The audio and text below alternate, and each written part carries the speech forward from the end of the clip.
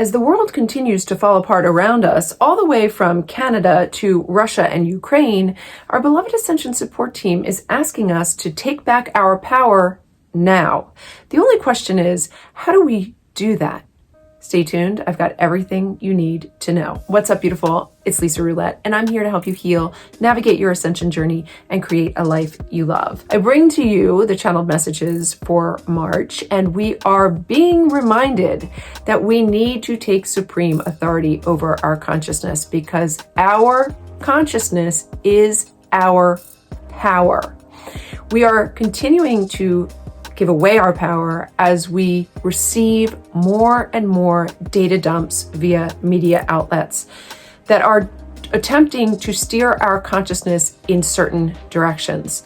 The narratives that come from these data dumps are divisive, which is strictly against what our ascension timeline is steering us toward. The Ascension timeline is steering us back to the one source that we are a direct extension of, and that we are all connected through. We are learning more and more about the unified nature of our reality so that we can be reminded of our power, which ultimately is creation. But when we give away our power to data dumps coming from media that have divisive narratives, we ultimately derail ourselves from the Ascension timeline, and we forget the innate interconnectivity that is our reality and is our destiny to return to. The more and more we allow the media to steer our awareness and divide us, the more and more we increase the polarization of humanity. And this is exactly what we are not meant to do. We are meant to come together and to unify so that we can remember who we are. And thus, when we remember who we are, we can take back our power. Now, our direction this month is to become extremely neutral, to avoid love and light syndrome, even though part of the ascension path is to achieve the frequency of love. Our real power lies in neutrality right now. As we continue to receive data, taking a neutral position on that data helps us to retain the clarity and the calm we need to become the observer. What they said was that there are too many of us ignoring the data. We are brushing over it because it is uncomfortable.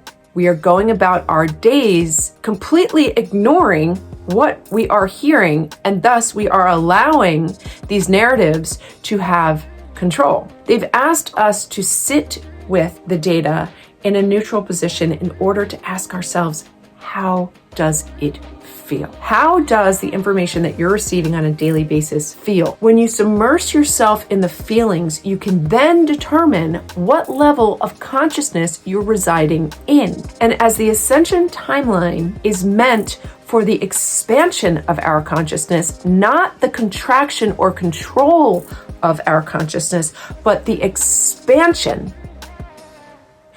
through which we are to remember who we are as a direct extension of one source and a direct connection to one another, that our destiny is unity, not division. Then we start to take back our power and we gain the confidence to take back sovereignty over our consciousness. This is our directive this month. Neutrality. Really asking ourselves as it comes in, before judging it or analyzing it, taking the neutral observer position so that we can determine, how does this make us feel? Now, one of the exercises they asked me to do was to sit in a quiet place and repeat over and over again to myself, New World Order.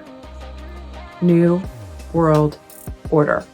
This is a term that I have heard over and over and over again.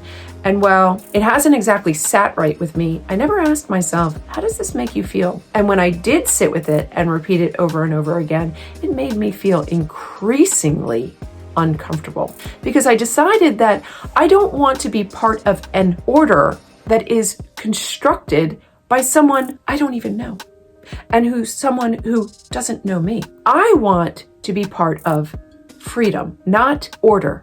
I want to have sovereignty over my consciousness, and I want to be able to think for myself, provide for myself, and be free to move about in my life in the way in which I choose. So ask yourself, in a place of neutrality first, in order to obtain the witness and observer position, how does this make me feel? Because when you decide how it makes you feel, then you can start to take action to correct the narrative first from within, understanding that polarity and divisiveness is not our destiny, and to remember that you are a creator of your life experience. Do not let others dictate your experience. Our job now is to take back our power.